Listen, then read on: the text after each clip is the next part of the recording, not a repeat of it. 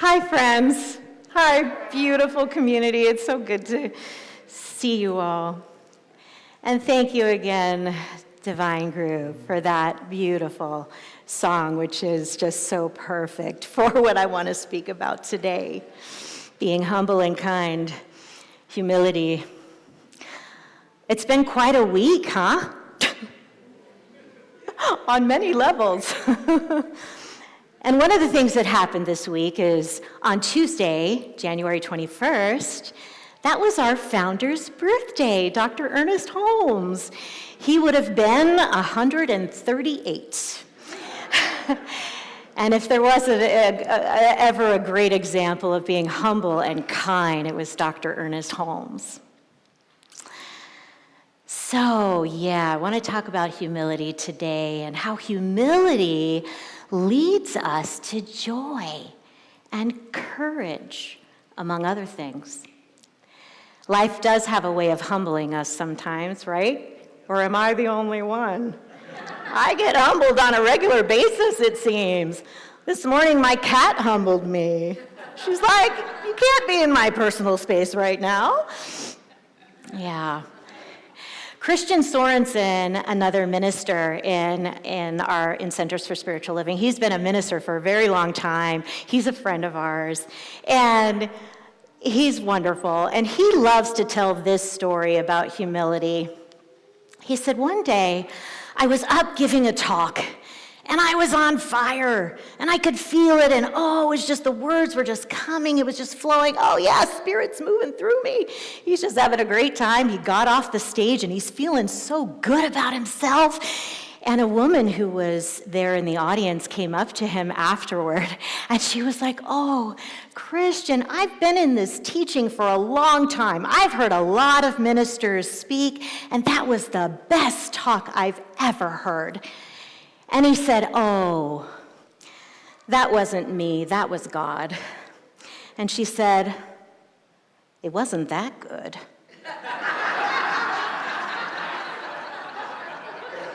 Life has a way. So what is humility anyway? Humility comes from the Latin word humus, not to be confused with that wonderful Mediterranean dish that many of us love, hummus. Humus. And humus means earth or fertile soil. And so when we are in humility, we're grounded. We remember, as spiritual beings having a human experience, that as humans, we come from the earth. It's a way of staying grounded and remembering this. And for me, when I really feel into that, it has me feeling, well, first of all, just my love for this other beautiful Mother Earth and care for all of life. It brings me to that place of knowing we all come from the same place. It reminds me. We're all in this together. We're all in this grand story of life unfolding together. No one superior, no one inferior for that matter. Humility is not lowering yourself below others. It reminds us that no one is above us or below us.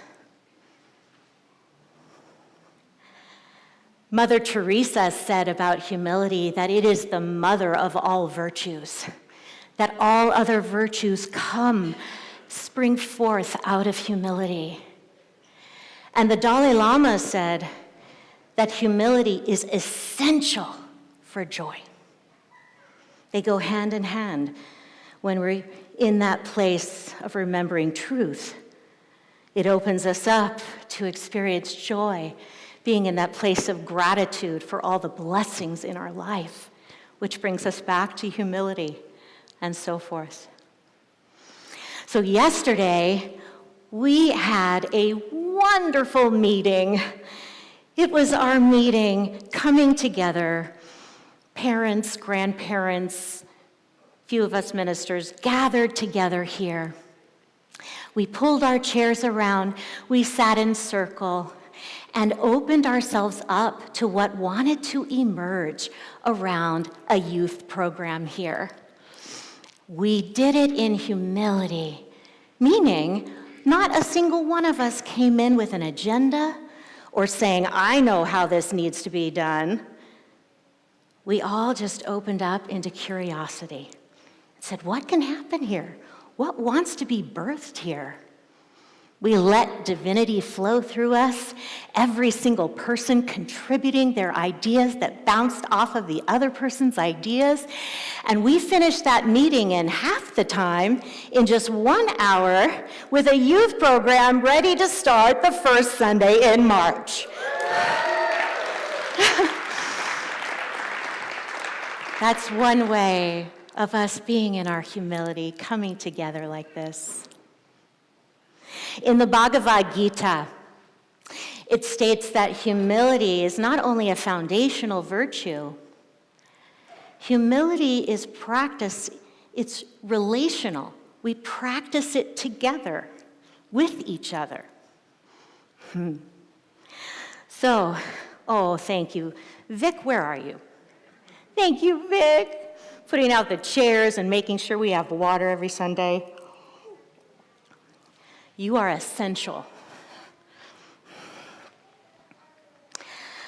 So I want to share a beautiful story with you about our community. And before I dive into it, I want to thank Doriana and Sharon Simonato for allowing me to share this story here today. I spoke about the compassionate care team a little bit earlier.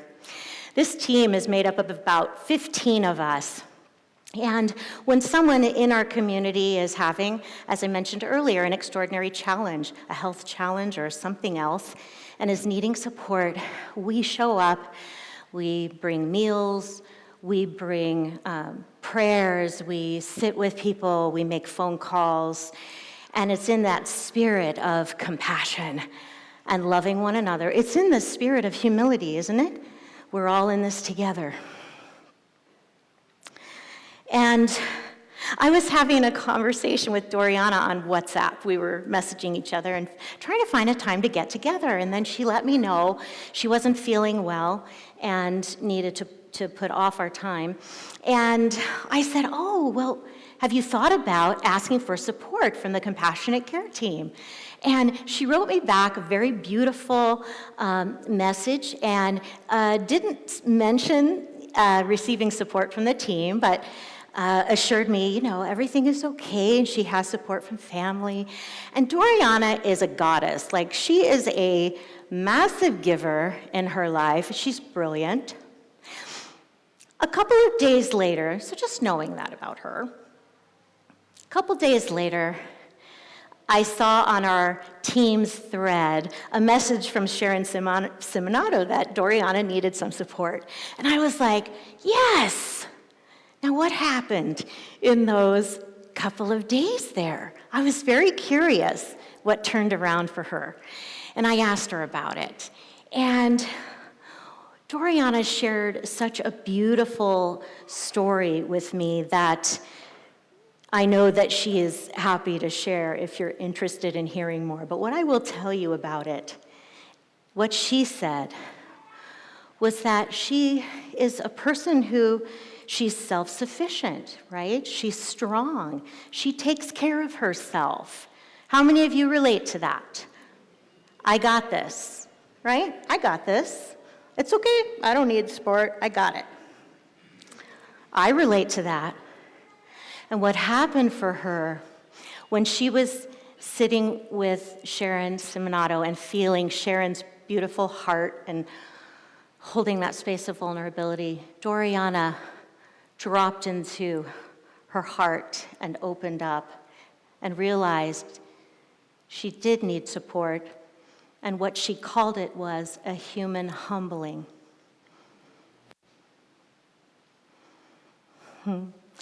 It's that place where we recognize, again, we're all in this together.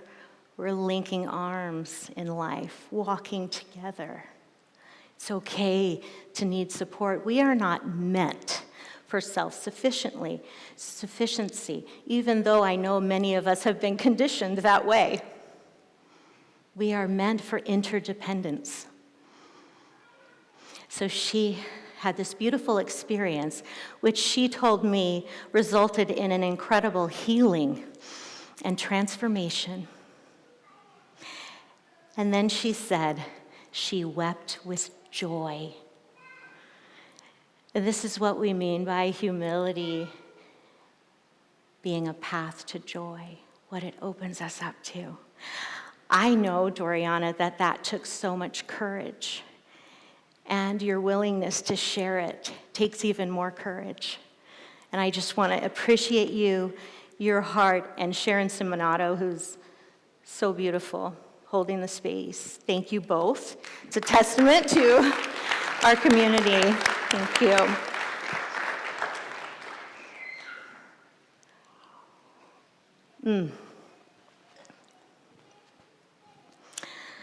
Oh.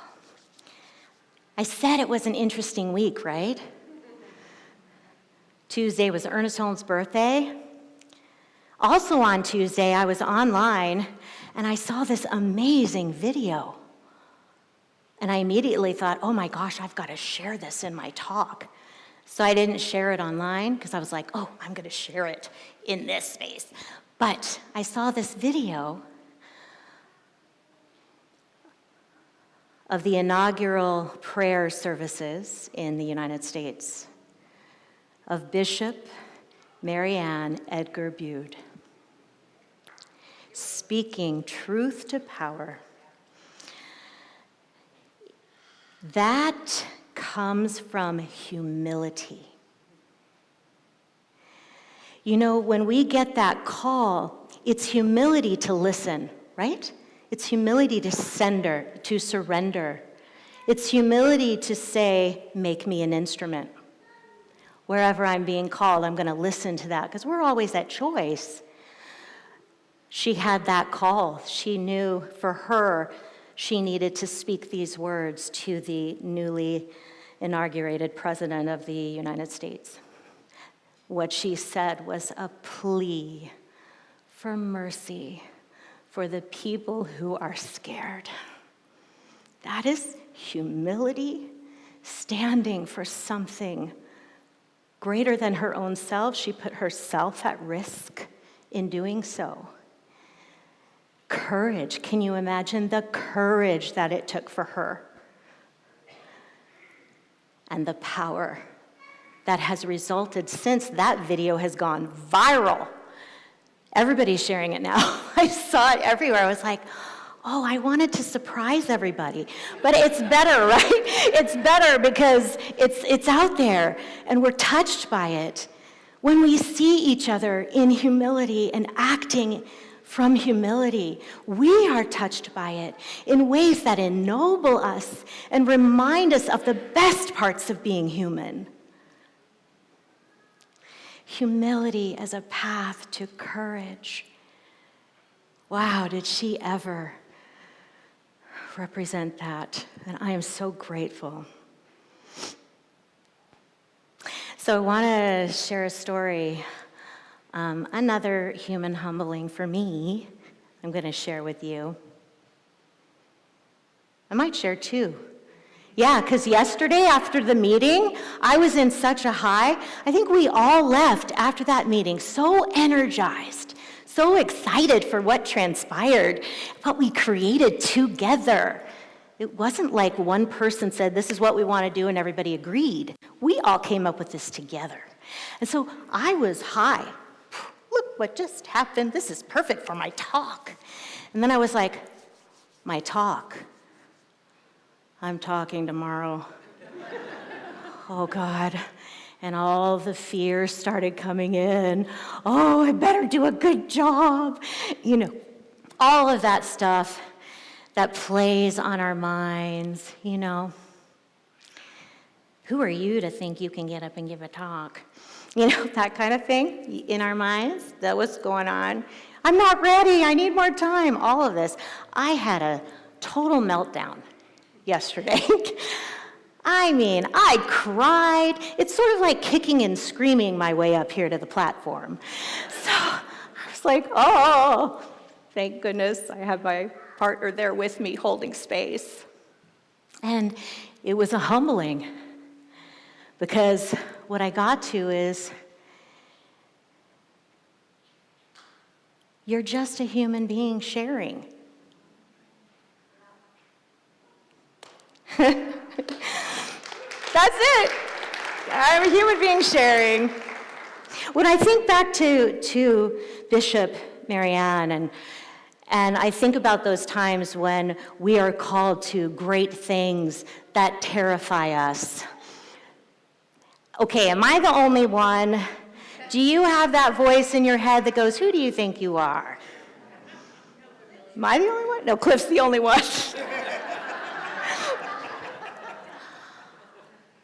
What humility says in response to that is, who are you not to? Who are you not to? We are here to shine our lights. We are here to express ourselves fully. This is our gift back to life, isn't it? Okay, so that was one story. I have one more to tell you.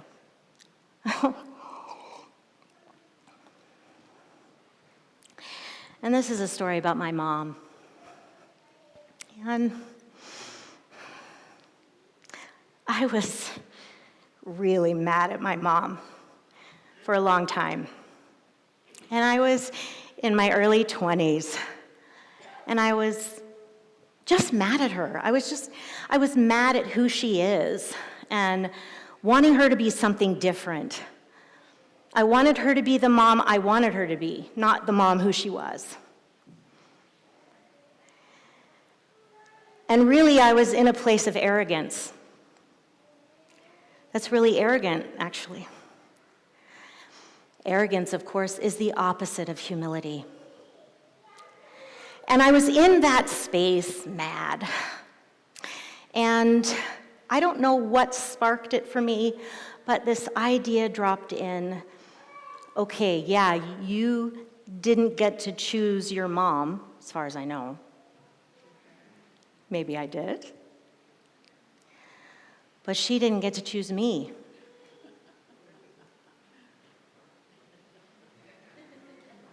Oh, right. I imagined my mother there. She was young.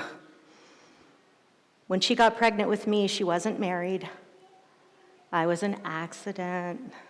But I imagined that she's holding her belly and starting to dream and hope for this baby that she's birthing into the world. And she's seeing visions of what this little baby, who this little person is going to be, and in such hope and dreaming. And out came me, and I wasn't really what she hoped I would be. My personality, my particular makeup. And I thought about my mother, and I realized that. And I realized she still put food on my table for me. She still made sure I had a roof over my head. She still drove me to all kinds of lessons. In fact, every single thing I wanted to learn, she didn't say no, she let me. She supported me. And I started realizing all that she did for me inside of the space of maybe some days really wishing I was different. And it was such a profound humbling. And I took it to my mom. And I said, Mom, I'm sorry. I'm sorry for wanting you to be different, because I bet you wanted me to be different. And she cried, and we had this beautiful moment together that brought us to acceptance. Healing moment. She apologized too for lots of things. And from that point on, my mom and I have actually been able to have this relationship of joy. We laugh a lot now. We have a good time together. And it took a human humbling for me to get there. I can imagine, like, if I had just stayed in that space, just mad, where that would have gone.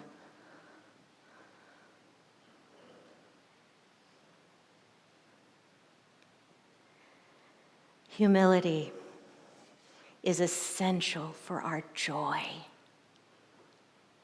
It is the mother of all virtues. I invite you, as you move into your week, to practice a little more humility. Practice being humble.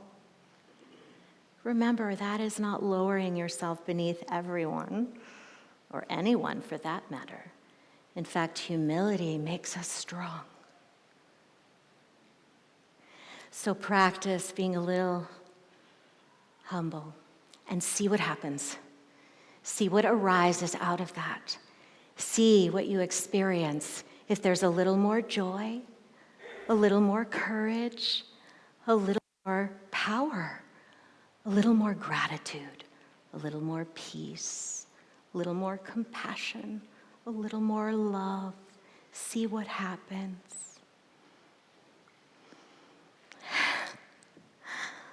I'm so grateful when I look out here and I see all of you, because we are doing this together. We're doing this community together. We're doing this thing together. We all have our parts to play, yeah? We are all linking arms together. We do this life together. We are all walking each other home. Thank you. I love you. Thank you so much.